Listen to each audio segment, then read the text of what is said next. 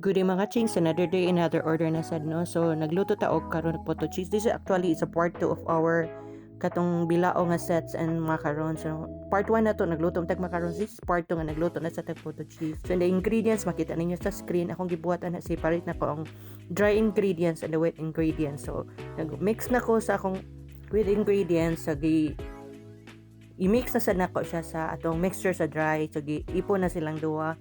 And then after mixing diya magsala na sa tana niya para katong mga bukol-bukol o katukulan na to na ayog mix masala sa gyud siya, at least kanang fine kayo ang atong mixture no, kung masala na gyud siya walay bukol-bukol nga madala. So mao na siya, ito na siya i-divide into 3 kay 3 colors man atong himuon, 3 colors, 3 flavors, the mango, the strawberry and pandan.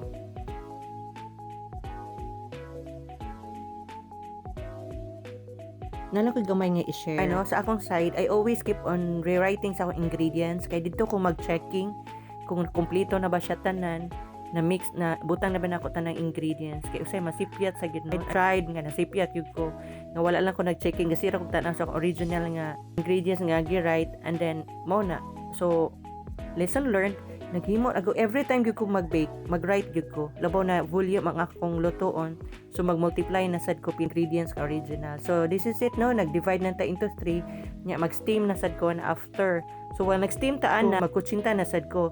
So the kutsinta, this is the ingredients of the kutsinta. So mag-start na ta sa kutsinta no, the ingredients na to makita ninyo sa screen. I-follow lang yun na nato, 2 cups of all-purpose flour, ibutang na to sa bowl, sunod ang burnt sugar, and then the water, then mix na sad, then so pasunod na gyud na siya, gimix lang gyud nato na siya into in one bowl nga atong gihimuan.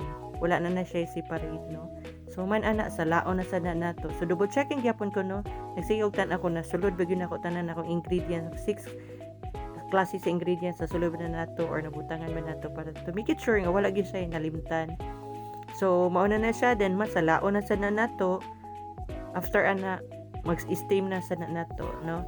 So steam na ko sa kutsinta is only 15 to 16 minutes ra gyud in a medium heat. Dali ra gyud siya. And then mauna na siya, mag-steam na sa na. After ana nako mag-steam, mag-prepare na pud ko for the sapin-sapin. So no need na nako ibutang ingredients sa sapin-sapin kay sapin-sapin already na naman sa akong previous video, pwede na ninyo dito matanaw. So ina na kabisi atong life no, nag-ilis na sa kong apron kay basa na sa dakong apron. So mauna na siya, nag-mix na sad ta na for sapin-sapin. So last na ko ang sapin-sapin nga gihimo.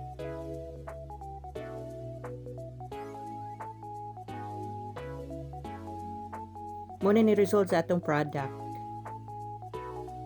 That's all mga kaching. Thank you and God bless.